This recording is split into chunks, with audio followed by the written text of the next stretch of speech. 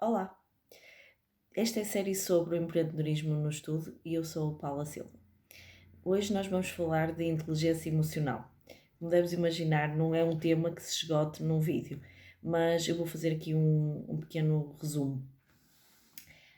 Portanto, a inteligência emocional pode ser definida como a importância de controlar as nossas próprias emoções e agir com racionalidade, proporcionalidade e justiça. Muitas vezes também se liga à empatia. Empatia é muito diferente de ser simpático, não é? Empatia, no fundo, é sentir a dor do outro e, mais do que sentir a dor do outro, também fazer aquilo que estiver ao nosso alcance para a tentar minimizar o mais possível.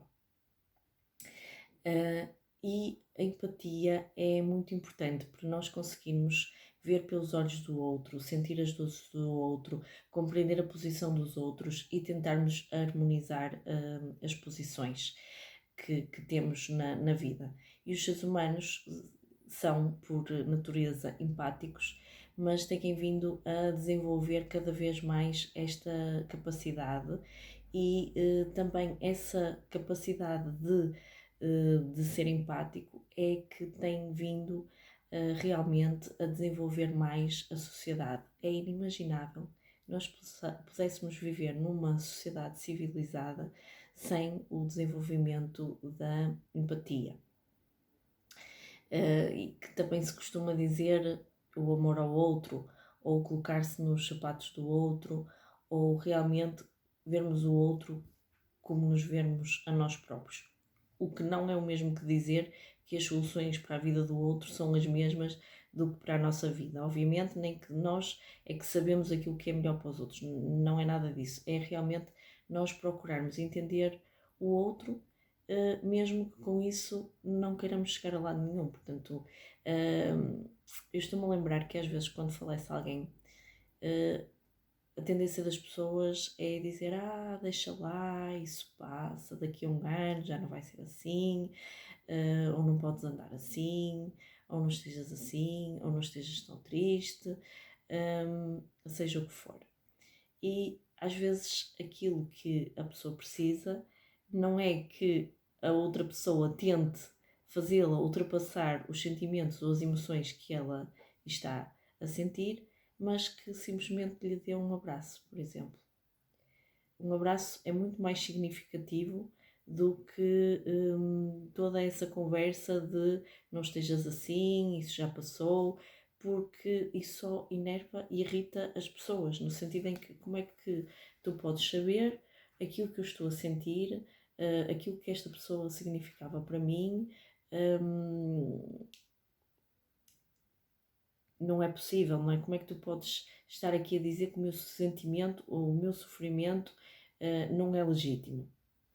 E por isso, por muito boas intenções que tenham as pessoas que dizem a outras que não devemos, que isso vai passar, que isso é uma questão de tempo, elas não sabem se é uma questão de tempo ou não. Elas não sabem se vai passar ou não. E o facto é que há pessoas para quem não passa e há pessoas para quem não é uma questão de tempo. Por isso, existem muitas coisas que nós dizemos aos outros que nessas circunstâncias e noutras que nós não devíamos dizer. Portanto, o máximo que nós podemos fazer é estar lá por elas quando elas precisam de nós e realmente não há nada que se possa dizer em determinadas circunstâncias. Exatamente porque a racionalização não funciona em muitas circunstâncias que são emocionais e que nós não podemos estar a depreender que sabemos o que a outra pessoa está a sentir. O mais que podemos fazer é realmente apoiá-la nos seus sentimentos e na sua tristeza. No fundo, as emoções são muito estranhas porque existe um grande leque de emoções. As emoções podem ser sentidas de muitas formas por muitas pessoas diferentes e, portanto, existem emoções positivas e existem emoções negativas. E nós devemos utilizar as nossas emoções para fazer o bem. Para fazer o bem. Isto significa que mesmo as nossas emoções negativas devem ser controladas e devem ser superadas por forma a nós vermos as coisas de outra forma e realmente transformarmos esses más emoções em emoções positivas que nos possam ajudar a fazer o bem. Portanto, é muito importante este controle das emoções, se as emoções não forem boas, nem verdadeiras, nem úteis. E realmente aqui, às vezes, o tempo ajuda, porque realmente nós temos de enquadrar as nossas emoções dentro das nossas circunstâncias.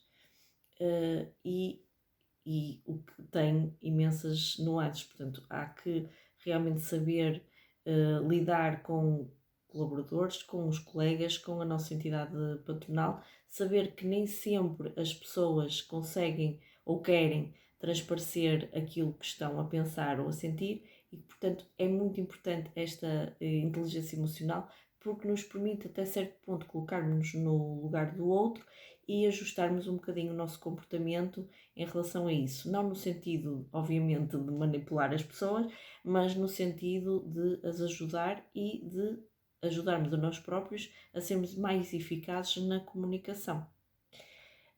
Por outro lado, a inteligência emocional também nos permite lidar com o stress, por exemplo, o stress e a ansiedade.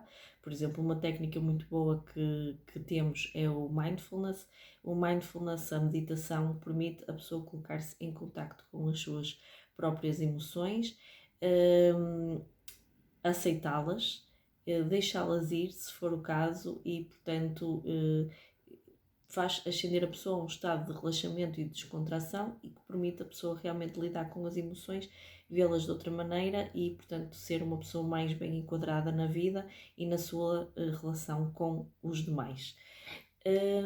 E também é importante a inteligência emocional para tentar sempre fazer esta conciliação entre o trabalho e a família e não esquecer que em família nós também temos de continuar sempre a manter a nossa inteligência emocional. É muito fácil a pessoa chegar a casa desgastada, porque se passa o dia todo a lidar com pessoas, obviamente que, e em que aplica os princípios da inteligência emocional, é bastante desgastante, ou pode ser bastante desgastante ao final de um dia. Portanto, a pessoa realmente ter dado de si, ter-se colocado nessa situação. Claro que pode muito ajudar os outros por o ter feito, mas também pode ser muito cansativo e muito desgastante. E é importante nós mantermos esta capacidade de ver o outro no âmbito da nossa família, porque, sobretudo em família, depois o trabalho e depois as rotinas em casa acabam por fazer com que estamos mais focados nas coisas todas que temos de fazer do que no outro. E isso é bastante destruidor para as relações, quer afetivas entre os cônjuges, quer afetivas entre os filhos, e por isso às vezes mais vale passar algum tempo de qualidade do que ter uma casa impecavelmente limpa e não dedicar algum tempo, alguma atenção a um filho que precisa de um momento por dia para conversar e para também exteriorizar aquilo que passou durante o dia e que também quer, no fundo, confrontar com um adulto para também fazer a digestão, não é, emocional de tudo aquilo que viveu e que não tem outra forma de o fazer a não ser com uma pessoa de confiança, com um pai ou com uma mãe. Portanto, realmente o Daniel Goleman é o pai da inteligência emocional, diz que no mundo atual não basta ser inteligente. Ele agora está aqui a falar não da inteligência emocional, mas na inteligência lógico-dedutiva que nós normalmente associamos à inteligência e que é medida por um teste de QI, não é? Esperto, não é? Uma pessoa que é assim esperta, ou preparado para competir.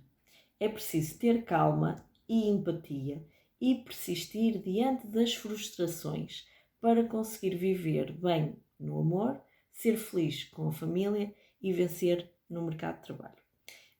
Realmente, se tu fores analisar, existem pessoas que são muito inteligentes, mas que depois não são tão bem sucedidas na vida, no mundo do trabalho, realmente porque não conseguem conectar-se com os outros, não conseguem ver o mundo pelos outros, não conseguem fazer o seu trabalho ser produtivo e responder a necessidades dos outros.